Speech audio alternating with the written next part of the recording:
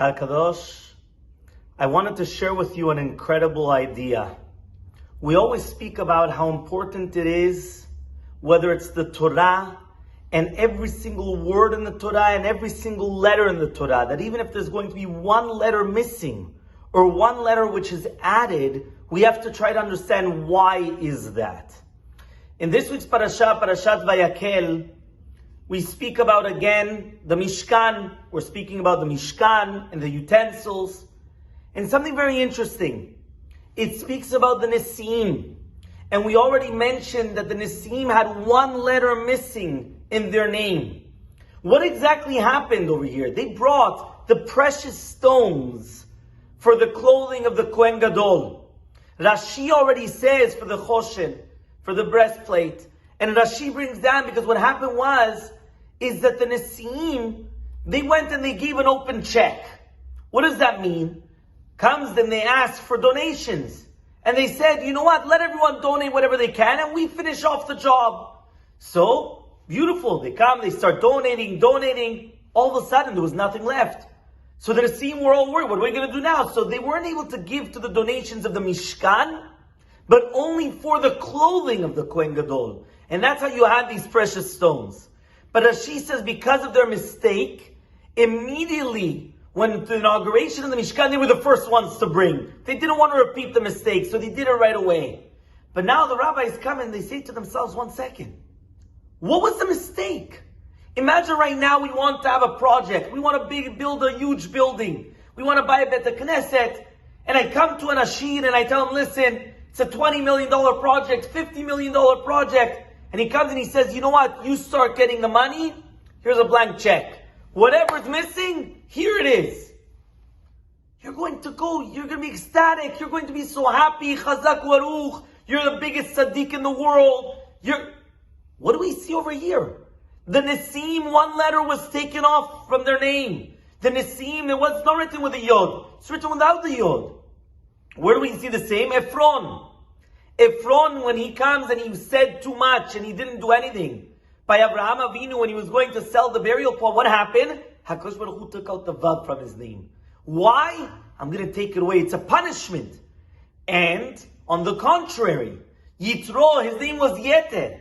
But really, the fact that he comes and he did so many Maasim Tovim, we added a Vav to his name. We're adding something. So therefore, imagine what it is, one little letter. But so what was the sin then? We would come and we would praise them and we would say everything good about them. What was so bad? And the answer lies something very deep.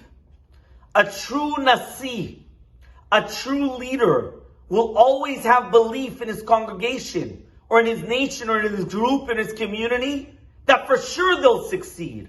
For sure they will be able to come and get that amount of money. There's no doubt. We don't need an open check. Why? Because I'm going to get that amount of money. Don't worry about it. And therefore, the fact that he didn't have enough belief in them, that's where they went wrong. That was their sin. Not in the fact that they're giving a blank check. That's for sure. Because for sure they're going to get it. So why aren't you going to be the first one that's going to put something towards it? That's what you should be able to do. Comes the rabbis, Tzanat of Eliyahu. It's Avod Rabbi Natan Perek Kavchet, and it says as follows. They say it's so important to realize every single one of us, we are kings, we are leaders. We're in our house. The father is the king in the house, the mother is the queen, and the children are princes and princesses. What happens all of a sudden? We have to give imun in our children. We have to put that belief. We have to have this belief in them, that we are trusting in them, and we know that they can succeed. We know that they could grow. And the more that we're going to do that, that's actually going to be one of the conditions for their spiritual growth. Once they see that you're giving them responsibility, that you trust in them, that you know that they're going to succeed, they will succeed. That's one musad that we have for our children, that every single one of us are Nisim. Do we have the same trust in our children? But the second one is not only in our children. The second one is when we talk about also ourselves.